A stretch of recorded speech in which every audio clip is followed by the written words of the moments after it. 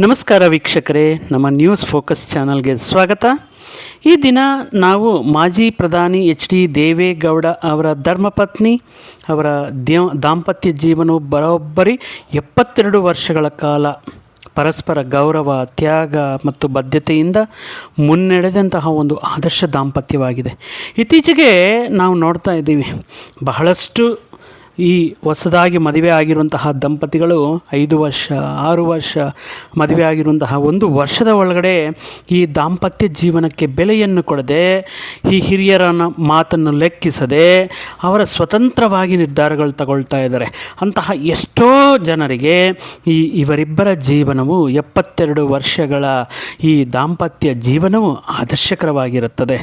ಈಗ ನಮ್ಮ ನ್ಯೂಸ್ಗೆ ಬಂದರೆ, ಇತ್ತೀಚೆಗೆ ಜುಲೈ 18, 2026ರಂದು ಚೆನ್ನಮ್ಮನವರು ಅನಾರೋಗ್ಯದಿಂದ ನಿಧನ ಆಗುವವರೆಗೂ ಕೂಡ ಈ ದಂಪತಿಗಳು ಯಾವುದೇ ಭಿನ್ನಾಭಿಪ್ರಾಯಗಳಿಲ್ಲದೆ ಆದರ್ಶ ಜೀವನವನ್ನು ನಡೆಸ್ತಾ ಇದ್ದರು.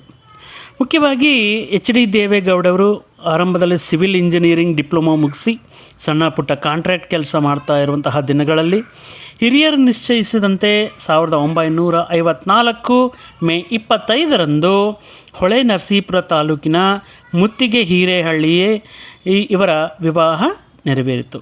ಮದುವೆ ಆಗುವಾಗ ದೇವೇಗೌಡರಿಗೆ ಕೇವಲ 21 ವರ್ಷ ಹಾಗೂ ಶ್ರೀಮತಿ ಚೆನ್ನಮ್ಮನವರಿಗೆ 17ನೇ ವರ್ಷ ವಯಸ್ಸು ಆಗಿರುತ್ತದೆ. ಇನ್ನು ಚೆನ್ನಮ್ಮನವರ ತಂದೆ ಬಂದು ಪಾಟೀಲ್ ದೇವೇಗೌಡರು ಶ್ರೀಮಂತರಾಗಿರುತ್ತಾರೆ. ಆದರೆ ಅವರು ದೊಡ್ಡೇಗೌಡರ ಕುಟುಂಬದ ಬಡತನವನ್ನು ನೋಡದೆ ದೇವೇಗೌಡರು ವಿದ್ಯೆ ಹಾಗೂ ಉತ್ತಮ ಗುಣವನ್ನು ಮೆಚ್ಚಿ ಹೆಂಡಿಕೊಟ್ಟಿರ್ತಾರೆ ದೇವೇಗೌಡರಿಗೆ. ಇನ್ನು ಆರಂಭದ ದಿನಗಳಲ್ಲಿ ನೋಡಿದರೆ ಹಾಸನದಲ್ಲಿ ತೀವ್ರವಾಗಿರುವಂತಹ ಬರಗಾಲ ಎದುರಾದಾಗ ಹಾಗೂ ಸಾಲದ ಬಾಧೆ ಕಾಡಿದಾಗ ಚೆನ್ನಮ್ಮನವರು ದೇವೇಗೌಡರಿಗೆ ತುಂಬ ಧೈರ್ಯವನ್ನು ತುಂಬಿರುತ್ತಾರೆ. ಒಮ್ಮೆ ಕೋರ್ಟಿನಿಂದ ನೋಟಿಸ್ ಬರುತ್ತೆ.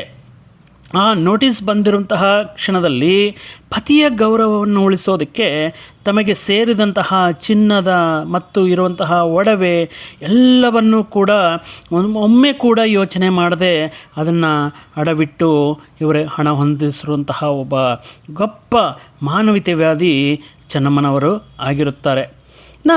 ತುರ್ತು ಪರಿಸ್ಥಿತಿ, ಎಮರ್ಜೆನ್ಸಿ ಟೈಮಲ್ಲಿ ದೇವೇಗೌಡರು ಜೈಲು ಆಗಿರುವಂತಹ ಸಂದರ್ಭದಲ್ಲಿ ಕೂಡ ಚೆನ್ನಮ್ಮನವರು ಧೃತಿಗೆಡದೆ ಈ ಒಂಟಿಯಾಗಿ ಇಡೀ ಕುಟುಂಬ ಮತ್ತು ಮಕ್ಕಳ ಜವಾಬ್ದಾರಿಯನ್ನು ಹೊತ್ತು ಗಟ್ಟಿಯಾಗಿ ನಿಂತಿರುತ್ತಾರೆ.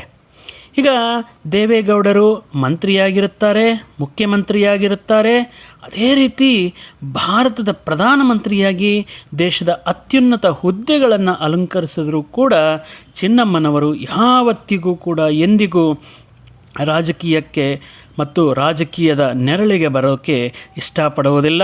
ಅವರು ಸದಾ ಪ್ರಚಾರದಿಂದ ದೂರವಿದ್ದು ಸರಳವಾಗಿರುವಂತಹ ಜೀವನವನ್ನೇ ನಡೆಸ್ತಾ ಇರ್ತಾರೆ. ಈ ದಂಪತಿಗೆ 4 ಜನ ಗಂಡು ಮಕ್ಕಳು. ಅದರಲ್ಲಿ ಮಾಜಿ CM HD ಕುಮಾರಸ್ವಾಮಿ ಅವರು, ಮಾಜಿ ಸಚಿವ HD ರೇವಣ್ಣನವರು, HD ಬಾಲಕೃಷ್ಣ ಅವರು ಮತ್ತು HD ರಮೇಶ್ ಅವರು, ಹಾಗೂ 2 ಹೆಣ್ಣು ಮಕ್ಕಳು ಅನಸೂಯ, ಶೈಲಜಾ.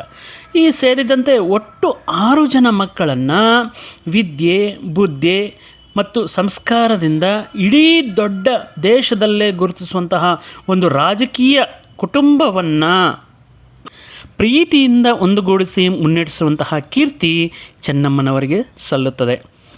ಇನ್ನು ಮಾಜಿ ಪ್ರಧಾನಿ ದೇವೇಗೌಡರ ಮನೆಗೆ ಬರುವಂತಹ ಪ್ರತಿಯೊಬ್ಬ ಕಾರ್ಯಕರ್ತರು ಮತ್ತು ಅತಿಥಿಗಳಿಗೆ ಹಸ್ಕೊಂಡು ಮನೆಯಿಂದ ಹೋಗಬಾರದು, ಅವರು ಮನೆಗೆ ಬಂದಿರುವಂತಹ ಅತಿಥಿಗಳು ಅಂತಹ ಸ್ವತಃ ತಾವೇ ಪ್ರೀತಿಯಿಂದ ಊಟ ಬಡಿಸ್ತಾ ಇರುವಂತಹ ಅನ್ನಪೂರ್ಣೇಶ್ವರಿ ತಾಯಿಯಾಗಿರುತ್ತಾರೆ ಚೆನ್ನಮ್ಮನವರು. ಮದುವೆಯಾದ ಕೆಲವೇ ವರ್ಷಗಳಲ್ಲಿ ದೇವೇಗೌಡರು ಸಕ್ರಿಯ ರಾಜಕಾರಣಕ್ಕೆ ಪ್ರವೇಶ ಮಾಡಿರುತ್ತಾರೆ. 1962ರಲ್ಲಿ ಮೊದಲ ಬಾರಿಗೆ ಪಕ್ಷೇತರವಾಗಿ ಶಾಸಕರಾಗಿ ಆಯ್ಕೆಯಾಗಿ ಅಲ್ಲಿಂದ ಶುರು ಮಾಡಿರುವಂತಹ ಅವರ ರಾಜಕೀಯ ಪಯಣ ವಿರೋಧ ಪಕ್ಷದ ನಾಯಕ, ಮಂತ್ರಿ, ಮುಖ್ಯಮಂತ್ರಿ ಮತ್ತು ಅಂತಿಮವಾಗಿ ದೇಶದ ಪ್ರಧಾನಮಂತ್ರಿಯವರೆಗೆ ಕೂಡ ಅವರ ರಾಜಕೀಯ ಜೀವನ ಸುದೀರ್ಘವಾಗಿ ನಡೆದ ಇರುತ್ತೆ. ಈ ಸುದೀರ್ಘ ಅವಧಿಯಲ್ಲಿ ಗೌಡರು ಎದುರಿಸುವಂತಹ ಸವಾಲುಗಳು ಅಷ್ಟಿಷ್ಟಲ್ಲ. ಈ ತುರ್ತು ಪರಿಸ್ಥಿತಿಯ ಸಮಯದಲ್ಲಿ ಜೈಲುವಾಸ, ರಾಜಕೀಯ ಪಿತೂರಿಗಳು, ಅಧಿಕಾರಿಗಳ ಕಳೆದುಕೊಂಡ ದಿನಗಳು, ಹೀಗೆ ನಾನಾ ಕಷ್ಟಗಳನ್ನು ಎದುರಿಸುತ್ತಾ ಬಂದಿರ್ತಾರೆ. ಈ ಎಲ್ಲ ಏಳು ಬೀಳುಗಳು, ಈ ರೀತಿ ಸಂಕಷ್ಟದ ಸಮಯದಲ್ಲಿ ಅವರ ಶ್ರೀಮತಿಯಾಗಿರುವಂತಹ ಚೆನ್ನಮ್ಮನವರು ಅಚಲವಾಗಿ ಪತಿಗೆ ಬೆನ್ನಿಗೆ ನಿಂತು ಅವರಿಗೆ ಧೈರ್ಯವನ್ನು ತುಂಬಿರುತ್ತಾರೆ. ಇಡೀ ಕುಟುಂಬವನ್ನು ತಾವೇ ಮುಂದೆ ನಿಂತು ನಡೆಸಿರುವಂತಹ ಈ ಮನೆಯ ನಾಯಕರಾಗಿ ಸಕ್ಸಸ್ ಆಗಿರ್ತಾರೆ. ಇನ್ನು ದೇವೇಗೌಡರು ರಾಜಕೀಯದಲ್ಲಿ ಎಷ್ಟೇ ಬ್ಯುಸಿಯಾಗಿರ್ತಾರೋ ನಮಗೆಲ್ಲರಿಗೂ ಗೊತ್ತು. ಅವರು ಜೈಲಿನಲ್ಲಿದ್ದರು.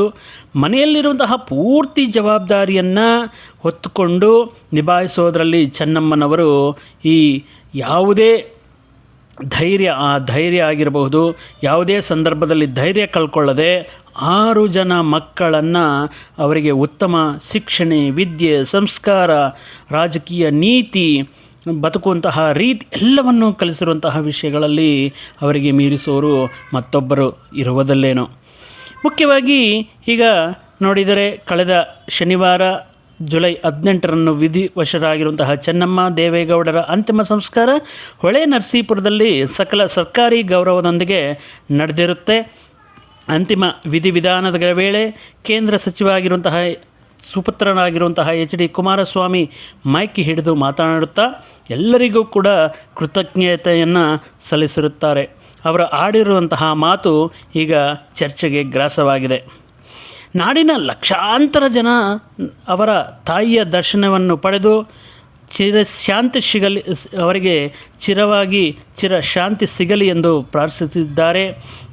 ರಾಜಧಾನಿಯ ಪದ್ಮನಾಭನಗರ ನಿವಾಸದಿಂದ ಹೊಳೆ ನರಸೀಪುರಕ್ಕೆ ನಡೆದಿರುವಂತಹ ಅಂತಿಮ ಯಾತ್ರೆಯಲ್ಲಿ ಜನತೆ ತೋರಿರುವಂತಹ ಪ್ರೀತಿಗೆ ಅವರು ತುಂಬ ಭಾವುಕರಾಗಿರುತ್ತಾರೆ.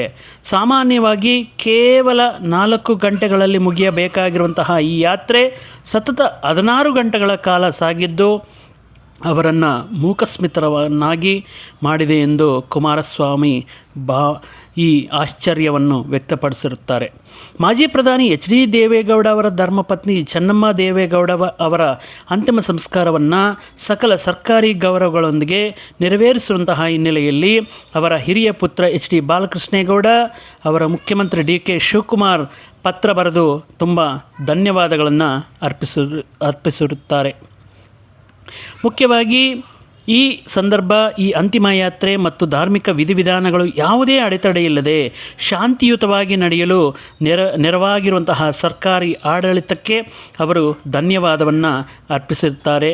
ಅಂತಿಮ ಸಂಸ್ಕಾರದ ಸಂದರ್ಭದಲ್ಲಿಯೂ ಕೂಡ ಸೂಕ್ತ ಭದ್ರತೆ, ವಾಹನ ಸಂಚಾರ ವ್ಯವಸ್ಥೆ ಹಾಗೂ ಆಡಳಿತಾತ್ಮಕ ವ್ಯವಸ್ಥೆಯನ್ನು ಅತ್ಯಂತ ಗೌರವಯುತವಾಗಿ ನಿರ್ವಹಿಸಿರುವಂತಹ ಕರ್ನಾಟಕ ಸರ್ಕಾರಕ್ಕೆ ಅವರು ತಮ್ಮ ಪತ್ರದಲ್ಲಿ ಅಭಿನಂದನೆ ಸಲ್ಲಿಸಿರುತ್ತಾರೆ.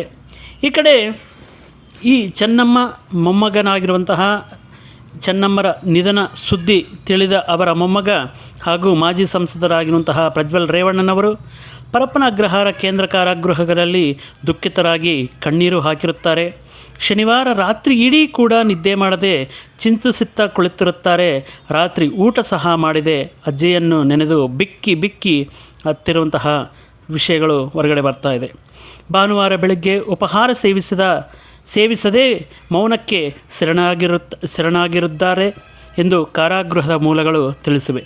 ಪ್ರಜ್ವಲ್ ಕಾರಾಗೃಹದ ಅಧಿಕಾರಿಗಳಿಗೆ ಮನವಿ ಮಾಡಿ ಸುದ್ದಿವಾಹಿನಿಯಲ್ಲಿ ಪ್ರಸಾರವಾಗುತ್ತಿರುವಂತಹ ಚೆನ್ನಮ್ಮನವರ ಅಂತಿಮ ನಿಧನಕ್ಕೆ ಸಂಬಂಧಿಸಿರುವಂತಹ ಸುದ್ದಿಗಳನ್ನು ಜೈಲಿನ ಟಿವಿಯಲ್ಲಿ ನೋಡಿ ಭಾವುಕರಾಗಿದ್ದಾರೆ ಎಂದು ಗೊತ್ತಾಗ್ತಿದೆ. ಮುಖ್ಯವಾಗಿ ಚೆನ್ನಮ್ಮನವರ ಅಂತ್ಯಕ್ರಿಯೆಯನ್ನು ಆನ್ಲೈನ್ ಮೂಲಕ ವೀಕ್ಷಿಸಲು ಪ್ರಜ್ವಲ್ ಮನವಿ ಮಾಡಿಕೊಂಡಿರ್ತಾರೆ. ಹೀಗಾಗಿ ಜೈಲಾಧಿಕಾರಿಗಳು ಕೂಡ ಅದಕ್ಕೆ ಬೇಕಾಗಿರುವಂತಹ ಸೌಲಭ್ಯ ನೀಡಿರುತ್ತಾರೆ. ಈಗ ಮುಖ್ಯವಾಗಿರುವಂತಹ ವಿಷಯಕ್ಕೆ ಬಂದರೆ, ಅಮ್ಮನ ಕೊನೆಯ ಮಾತನ್ನು ನೆನೆದು ಕುಮಾರಸ್ವಾಮಿ ದುಃಖಿತರಾಗಿರುತ್ತಾರೆ. ಅವರ ಅಮ್ಮನಿಗೆ ಆರೋಗ್ಯ ಹದಗೆಟ್ಟ ಬಳಿಕ ಆಗಾಗ ಅವರನ್ನು ನೋಡಲು ಅವರು ಹೋಗುತ್ತಿರುತ್ತಾರೆ. ಅವರು ಸ್ವಲ್ಪ ನೆನಪಿನ ಶಕ್ತಿ ಕೂಡ ಕಡಿಮೆ ಆಗಿರುತ್ತೆ. ಅವರನ್ನು ಹಾಗೂ ಅವರ ತಂಗಿಯರನ್ನು ಗುರುತಿಸಿ ಮಾತಾಡಿಸುವಂತಹ ಸಂದರ್ಭಗಳು ನೆನೆಯುತ್ತಾ ಈ ಪ್ರಜ್ವಲ್ ರೇವಣ್ಣನ ಹೆಸರು ಕೂಡ ಈ ಮಧ್ಯೆ ಬರುತ್ತೆ. ಕೆಲವೊಂದು ವಿಚಾರ ಅವರ ಅಮ್ಮನ ಮನಸ್ಸಿನಲ್ಲಿತ್ತು ಅಂತ ಹೇಳಿರುತ್ತಾರೆ. ಈಗ ಕುಟುಂಬದಲ್ಲಿ ನಡೆದಿರುವಂತಹ ಕೆಲವು ಕಾನೂನು ಘಟನೆಗಳಿಂದ ಕುಮಾರಸ್ವಾಮಿ ಅವರ ತಾಯಿ ತುಂಬ ಬೇಸರಗೊಂಡಿರ್ತಾರೆ. ಅವರನ್ನು ಯಾವಾಗ ಕರ್ಕೊಂಡು ಬರ್ತೀಯಪ್ಪ, ಅವನನ್ನು ಯಾವಾಗ ಕರ್ಕೊಂಡು ಬರ್ತೀಯಪ್ಪ ಅಂದರೆ ಪ್ರಜ್ವಲ್ ರೇವಣ್ಣನನ್ನು, ಮುದ್ದಿನ ಮೊಮ್ಮಗನನ್ನು ಯಾವಾಗ ಕರ್ಕೊಂಡು ಬರ್ತೀಯಪ್ಪ ಅಂತ 3-4 ಬಾರಿ ಅವರ ಅಮ್ಮ ಈ ಕುಮಾರಸ್ವಾಮಿಯ ಬಳಿ ಹೇಳಿ